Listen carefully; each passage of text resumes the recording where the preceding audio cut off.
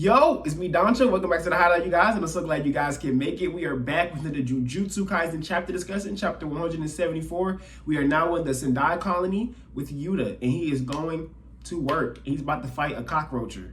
A cockroach? I said cockroacher. He's about to be a bug killer, an exterminator, and kill a cockroach. That's what's going on here. We got some really interesting stuff in this chapter in terms of the relationship between Gojo, Geto, and how Yuta's mixed in with all of that, and how he feels about that. And we also got some really cool stuff with Yuta thinking about Shibuya, seeing him dealing with civilians, seeing interactions from those two new characters that's in the Culling game, and seeing them looking at, Yuta, what he's doing and all this stuff. So some really cool stuff, some really interesting vibes that we're going on with here. And I hope you guys are excited to talk about this chapter because I'm excited to talk about this chapter with you guys. But like I always say, before you get into this video, make sure you hit that comment section below and let me know what you think about the chapter before you see what I say. And then also come back and let me know what you think after you hear the things that I have said. Also hit that like button and that subscribe icon below if you like content like this. If this is your first time here at the Hideout, we would love to see you more. We would love to check out other things with you. Hang out, have some fun. Ask anybody who's here at the Hideout. They'll tell you how fun it is, how cool we be doing stuff. And when I say fun at the Hideout, I mean come into the Discord, because that's where we be having the fun at, for real. But we'll talk more about that later, you know what I'm saying, when I do my little promo in the middle of the video, you know what I'm saying. But other than that, intro.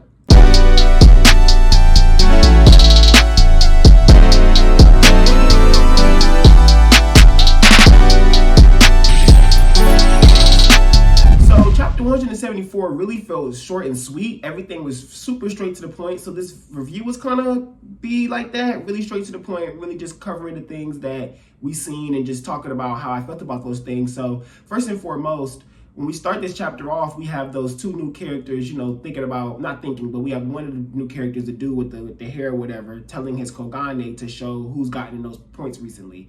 And then the girl in the air, she's realizing that Druv, whatever his name is, I can't pronounce that, I'm sorry, the Hishikigami started disappearing. So it's them two noticing that someone has done something, and that someone is Yuta. Kogane tells Homeboy that Yuta who's the person that scored them points recently, so they realize that he's the person that has things going on, and so they start watching him from the stadium area, because apparently it seems like Druv was who everybody was going to try to attack first. Clearly, like, that must have been what was going on, because we see the new dude say stuff like, oh yeah, when I came over into his area, no wonder he wasn't worried about me. He was dealing with this Okotsu dude. And your homegirl is just in the air just watching what's going on. And then the cockroach was dormant inside of that, inside Drew's little area, you know what I'm saying, because he thought it'd be too difficult to fight him. But the fact that Yuta was able to take him down, clearly this cockroach won't be able to beat him if the cockroach didn't even feel confident in fighting the Druve guy. But because it's a cursed spirit, it started moving instinctually. So it could put up a fight still here because it's moving on its instincts. We've seen Sukuna talk about curses doing stuff like that, and that's how they become more powerful, things of that nature. So maybe because this thing is doing that, it would be worth something. But I'm going to backtrack a little bit more and basically talk about Yuta before we even see him get into it with the cockroach. Is him talking with these civilians, and we see that Yuta's actually protecting people, which is really crazy. I'm not surprised that he's doing it, but when I say it's crazy is that he feels like, okay, let me protect these civilians in this colony. I know me, if I was in a situation, I wouldn't be protecting people. Like, I don't think I would just let people just die, but he seems to be actively guiding these people to the edge of the barrier. And he's taking out sorcerers, while he's trying to guide them to the edge of the barrier. So he's trying to take these people to the edge, gain enough points to probably make it to where people can leave, these regular people can leave the colony when they get to the edge. Because I believe that these people can't leave without, a rule of some sort. Because now of what we're seeing with them talking about making rules going between colonies, if you watch my other discussion videos, I've clearly said that you can move between colonies because Tengen said you can move between colonies. So I'm really confused on that. So we'll talk about that a little bit toward the end of the video. So stay tuned. But because of that, now I'm looking at Yuta with so much more respect, even though I've always respected him, because he wants to save these people. Like, he wants to help these people out. He's not just going like, okay, this is the culling game, this is the death game. And they didn't take their chance to leave in the beginning, so push come to shove, they just got to take their L. No, Yuta's really trying to help these people. Like, he's really trying to see what he can do. And I think that's really awesome, especially when he notices that the mom and the girl, when he tells them, let's keep moving, the little girl's like, pick me up, hold me. And the mom's tired. Like, clearly the little girl's tired and she wants to be held. And the mom is tired. These people aren't, they're not sorcerers. They're clearly not athletes. They're not those type of people. They're struggling with all of this going on.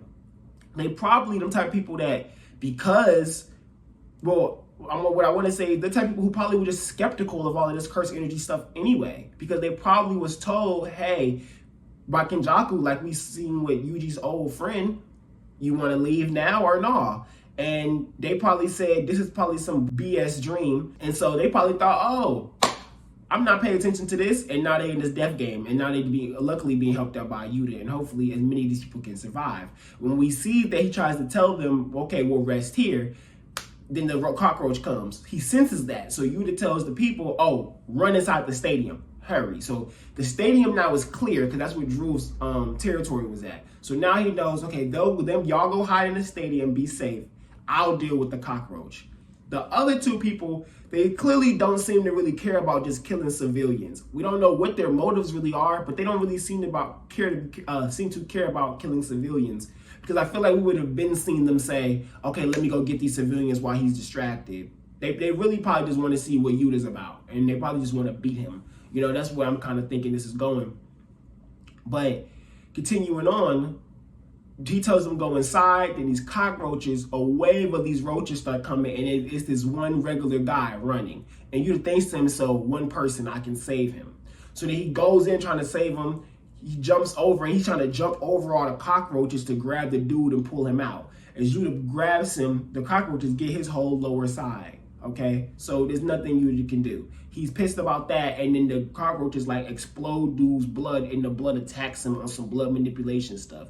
Now, it's really cool because Yuta easily blocks that, right? He's not really worried about it. And he's even thinking to himself how all the cockroaches are real cockroaches, but they're imbued with cursed energy.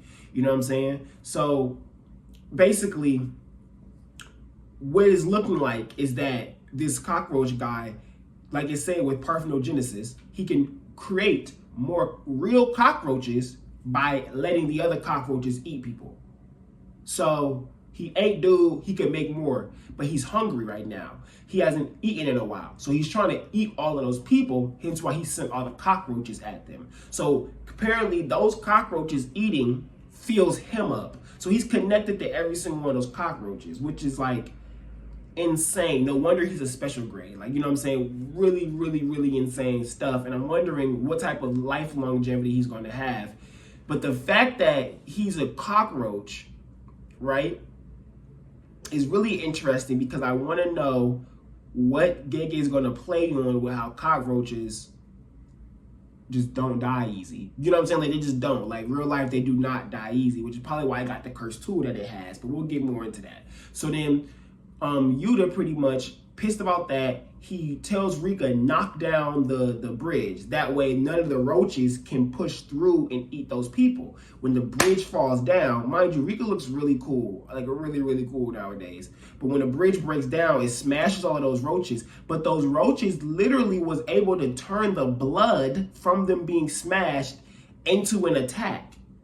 So, like, and not all of them got smashed. Some of them still got through. So the blood from them being smashed and some of them still getting through tries to push, keep going, and Yuta blows them out. Now, what's wild is that the new guy literally says his output ain't all that. So he's not impressed by Yuta's output. That's insane. Everyone else we've seen has been impressed by Yuta's output.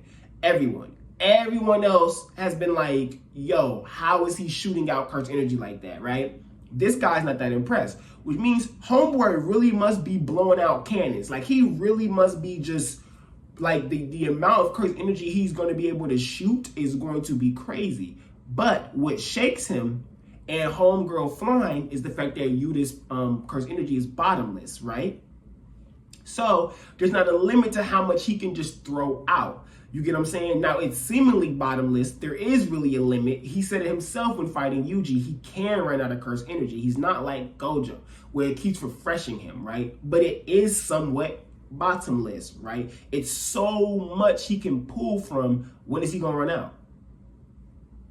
You probably got to fight him for days. Who knows how long you got to fight Yuta and how much energy you got to make him exude for him to actually run out. And then homegirl even thinks that the Shikigami, she's not entirely sure if it is one, but she goes, this Shikigami is strong too. What the heck? So that's why Yuta's looks is so crazy, man. He has a very powerful Shikigami, and the cursed energy he has within himself is bottomless, and it does have a high output. Even if it ain't as high as homeboy, he's, probably a sorcerer with that high output. But Yuta got a high output for modern day. So it's just really, really crazy just what Yuta can do, which is why he is this prodigy. And so now that they're watching Yuta and the Roach get ready to interact, Yuta starts asks Kogane, is this a player? Kogane says yes. So he realizes, okay, so cursed spirits can be players too. Those type of things, which is really, really cool. But of course, it'd be like probably only special grades, maybe ones that could be a lot more sentient, to be treated as players, maybe. That way they can add rules if they need to. Things of that, I don't know. That's what I'm assuming with that type of stuff, but that's not too important. But then Yuta really sits there and thinks to himself about how he's going to create these rules, right? And like I said, I'm confused about the whole Tengen and going between colonies thing. And apparently with Yuta's mind, he says Megumi came up with the idea of making the rule to go between colonies, right? So this is what I think, personally.